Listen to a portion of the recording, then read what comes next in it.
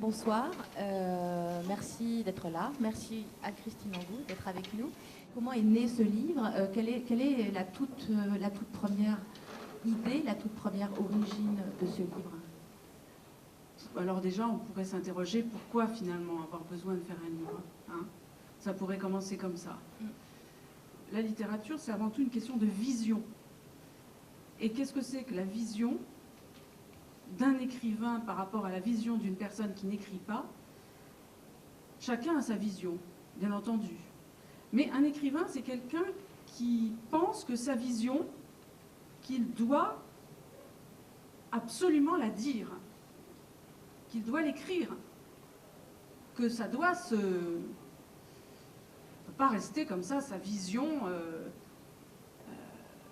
dans sa tête, pas possible. Il faut trouver comment dire ça.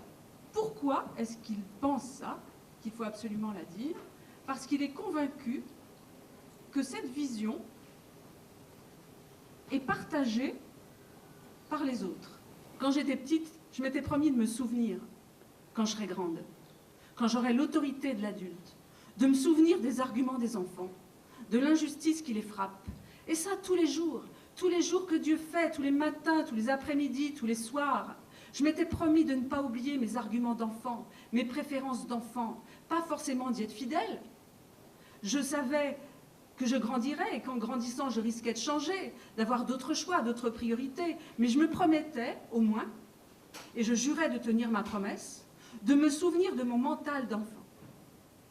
Je souhaitais me souvenir, voire garder mes goûts d'enfant, et les rendre accessibles au cerveau adulte que je croiserai quand j'aurai grandi. Votre regard, cette vision que vous imposez, c'est une vision très particulière de l'intimité. Non pas comme l'intime comme étant un lieu protégé des tensions qui pollueraient la sphère publique, mais une partie, enfin je ne sais pas si on peut dire une partie de la sphère publique, mais en tout cas pas du tout un lieu épargné. Absolument. Et c'est bien pourquoi d'ailleurs je n'emploie pas, pour ma part, ce mot d'intimité. J'emploie plus le mot d'intime. L'intime n'a justement rien à voir, d'une certaine manière, avec l'intimité, et qu'il n'est pas caché, et qu'il n'est pas protégé de l'extérieur, et surtout que tout ce qui est de l'ordre de la violence intime, c'est-à-dire dans le couple, c'est-à-dire entre un homme et une femme, c'est-à-dire avec les enfants, c'est-à-dire soi-même, c'est-à-dire avec les parents, c'est-à-dire tout ce qu'on appelle intime. C'est-à-dire, en gros, ce qui se joue dans les murs d'un appartement. En gros, c'est ça, d'habitude, que les gens appellent intime. Que toutes ces tractations-là, hein, on peut les appeler violence, on peut les appeler marchandage, on peut les appeler négociation, on peut les appeler rapports, on peut dire des tas de choses. Et bien que tout ça, non seulement n'est pas protégé de la violence sociale, externe, politique, mais que c'est la même chose. La société n'arrête pas de dire qu'il faut parler, que les enfants doivent dire, s'exprimer. Mais comme ils ont complètement oublié comment c'était quand ils étaient enfants, dès qu'on commence à parler, c'est comme si le cas était déjà répertorié et archivé, déjà connu d'eux. Ils le fourrent tout de suite dans une case. De toute façon, on n'a même pas eu le temps d'aller au bout de la phrase. Elle est restée en rêve. Elle plane dans la tête, comme un avion qui n'atterrit jamais. Il n'y a pas de piste. Cette société n'arrive pas à se départir d'un surplomb absolument insupportable. Pourquoi? Parce que pour la plupart, l'état d'adulte, c'est le seul. Il n'y en a pas d'autre. C'est le seul. C'est l'objectif, c'est la perfection, c'est le réel, c'est le bon. Dans les livres, habituellement, où il y a des enfants, sont presque toujours des enfants adultes. C'est-à-dire des enfants héros, des enfants qui sauvent la situation, voilà, David Copperfield, etc. Enfin bon, qui font des trucs incroyables, des enfants exceptionnels.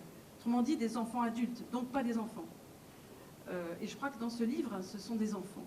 Il y a chez vous une indignation, je suis désolée, c'est un peu trop, c'est un mot un peu à la mode maintenant, mais, non, mais très bien. Il y a une indignation par rapport à la situation qui est faite à ces enfants. En fait, c'est aussi un livre sur l'asservissement.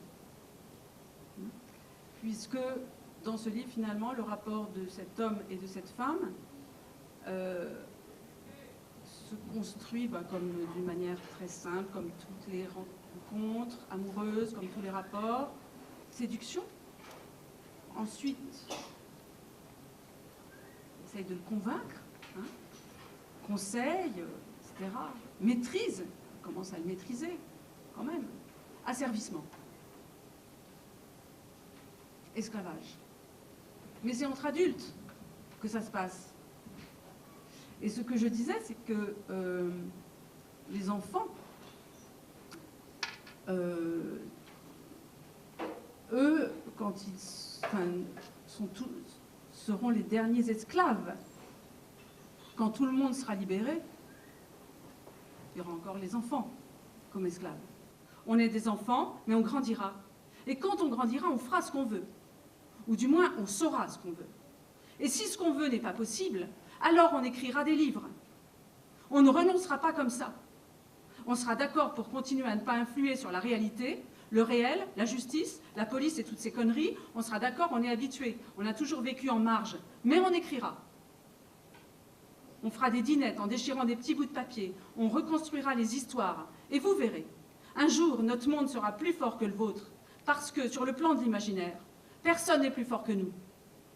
Et avec notre imaginaire, on emmerdera bien votre réel. Vous verrez. Et ce jour-là, vous vous souviendrez de tout.